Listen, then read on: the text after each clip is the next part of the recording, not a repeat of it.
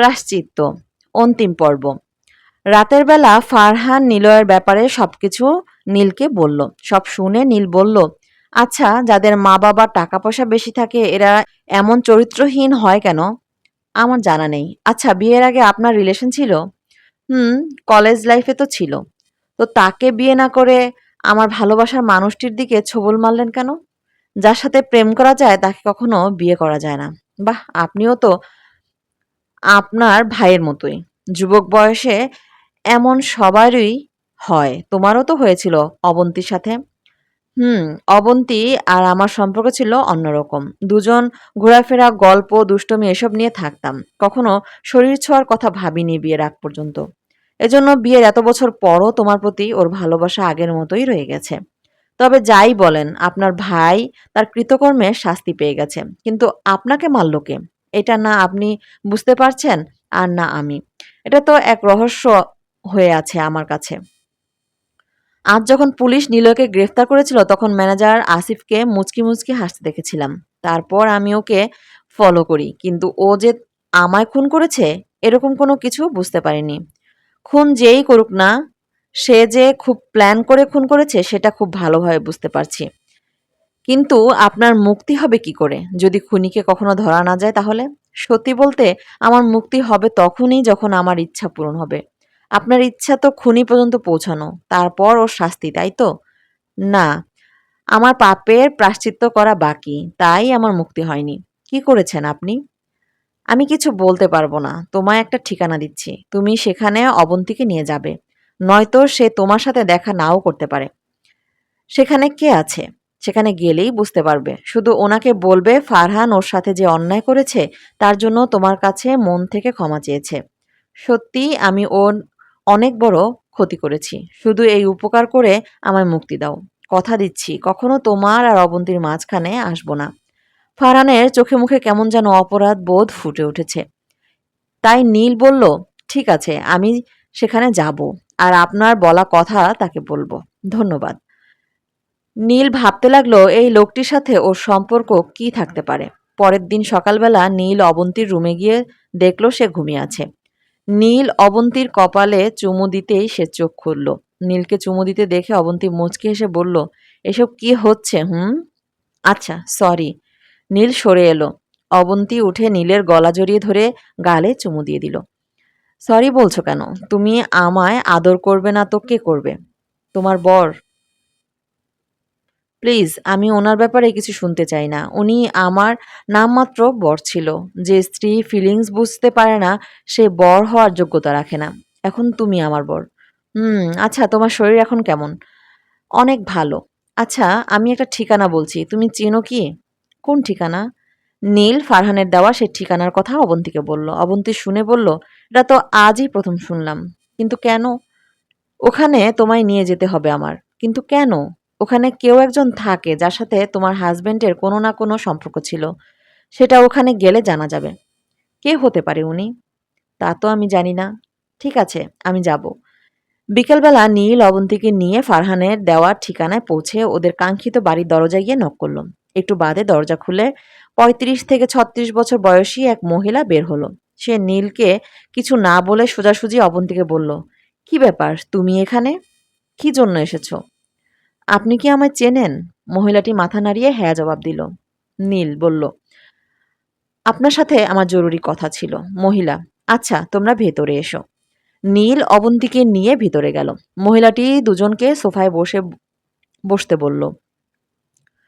ওর কথা মতো দুজনেই বসলো। তখন মহিলাটি ওদের সামনে বসে বলল, এবার বলো তোমরা কেন এসেছো? অবন্তী, আপনি আমায় কিভাবে চেনেন?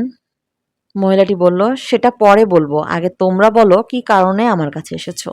নীল ফারহানের বলা কথাগুলো মহিলাটিকে বলল। সব শুনে মহিলাটি বলল, উনি নিজে তোমায় এসব বলতে বলেছে? হ্যাঁ, কিন্তু সে তো মারা গেছে, তাহলে কিভাবে বলল? সে মারা গেলেও তার আত্মা মারা যায়নি। আমি ওনাকে দেখতে পাই। নীলের কথা শুনে মহিলাটি হাসতে লাগলো। তারপর বলল, আমার সাথে মশকরা করার জন্য এসেছো? না, আমি সত্যি বলছি। সত্যি আমি ওনাকে দেখতে পাই। আর উনি আমায় সাহায্য করেছেন ওর এই 3 জন খুনি ধরতে। অবন্তী, তোমার মাথা ঠিক আছে নীল? নীল বলল, হ্যাঁ, অবন্তী, সব ঠিক আছে। মহিলাটি বলল, ঠিক আছে, তোমার কথা আমি মানলাম। কিন্তু উনি আমার সাথে যা করেছে তা ক্ষমার অযোগ্য। অবন্তী বলল, কি করেছে? আর আপনি কে? আমার নাম রোদেলা। আমি তোমার প্রাক্তন স্বামীর প্রাক্তন। কলেজ লাইফে ওনার সাথে আমার 5 বছরের সম্পর্ক ছিল। অবন্তী রোদেলার কথা শুনে অবাক হয়ে গেল। নীল বলল, কিন্তু সে কি করেছিল আপনার সাথে? আমি একজন এতিম মেয়ে ছিলাম। ছোটবেলা থেকে এতিমখানায় বড় হয়েছি। এতিমখানায় যে পরিচালক, সে আমায় নিজের মেয়ের মতো দেখত। কিন্তু একসময় তিনি মারা যান। তখন আমি সম্পূর্ণ একা হয়ে পড়ি। তখন আমি অনার্স ফার্স্ট ইয়ারে পড়ি। সে সে সময় এতিমখানার কিছু দায়িত্ব আমায় দেয়, যেহেতু আমার যাওয়ার জায়গা ছিল না।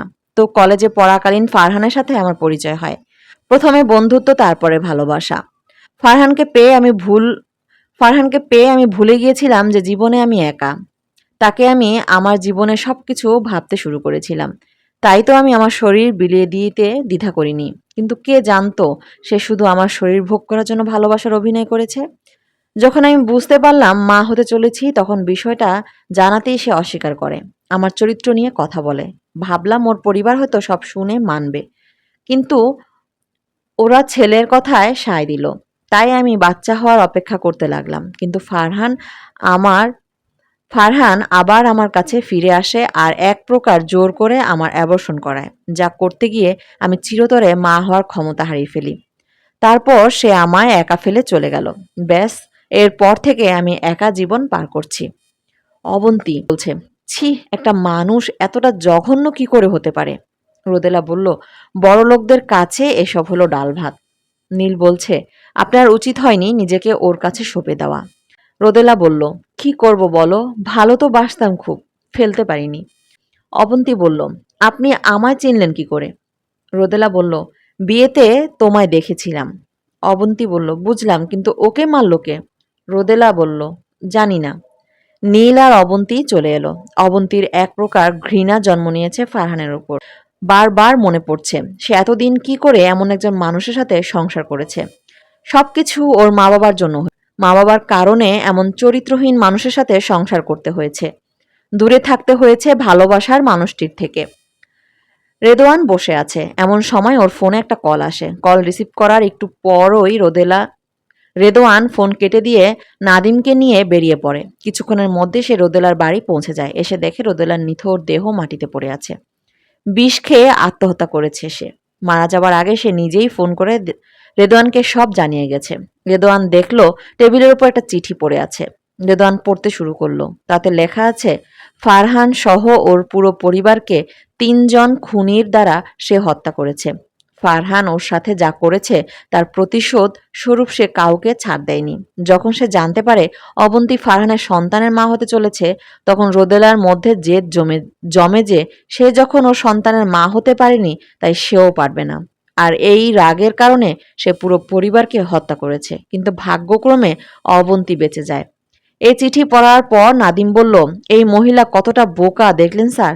উনি যদি না এসব স্বীকার করত, তাহলে হয়তো আমার সহজে ওকে ধরতে পারতাম না। পাপ করলে আজ হোক আর কাল হোক এর শাস্তি পেতেই হয়। হ্যাঁ, সেটাই। উনি ধরা পড়তই, হয়তো দেরিতে, কিন্তু এর আগেই তিনি সব স্বীকার করে মারা গেলেন। আফসোস।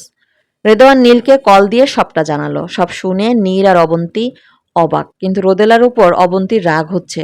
কারণ ওর মা বাবা তো কোনো দোষ করেনি, তাহলে কেন সে ওর মা বাবাকে মারল?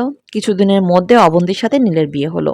বিয়ের দিন রাতে নীল ছাদে দাঁড়িয়ে আছে। এমন সময় ওর পাশে ফারহান এসে দাঁড়ালো। ফারহান বলল, আমায় সাহায্য করার জন্য ধন্যবাদ। আমি তো কিছুই করিনি, যা করেছেন সব আপনি। আপনি সাহায্য না করলে হয়তো ওই খুনিগুলো আবারও অবন্তীর ক্ষতি করে দিত। আর আপনার কারণে আমি অবন্তীকে ফিরে পেলাম। ফারহান মুচকি হাসল। নীল বলল, রোদেলা মারা গেল কেন? আমি যেমন অনুশোচনা পতিত হয়েছিলাম, ঠিক তেমনি আমি ক্ষমা চাওয়ার কারণে সে অনুশোচনায় পড়েছিল, যা সহ্য করতে না পেরে মৃত্যু বেছে নিল। তবে আমি আগেই জানতে পেরেছিলাম যে সে আমার খুন করিয়েছে। কিভাবে? সন্দেহ হয় হঠাৎ ওর উপর, তাই নজর রাখি। ওই 3 জনের মৃত্যুর খবর শুনে সে খুশি হয়, কারণ ওকে কেউ ধরতে পারবে না। কারণ সে ওই খুনিদের সাথে যোগাযোগ করেছিল সরাসরি, কখনো ফোন কল করেনি। 3 জনের মৃত্যুর পর সে হাসছিল। আর এসব বলছিল। তখন আমি শুনেছি। বুঝলাম। তো আজ থেকে আপনি মুক্ত। হুম, সেই সাথে তোমরাও মুক্ত। আগলে রেখো তোমার ভালোবাসা মানুষকে।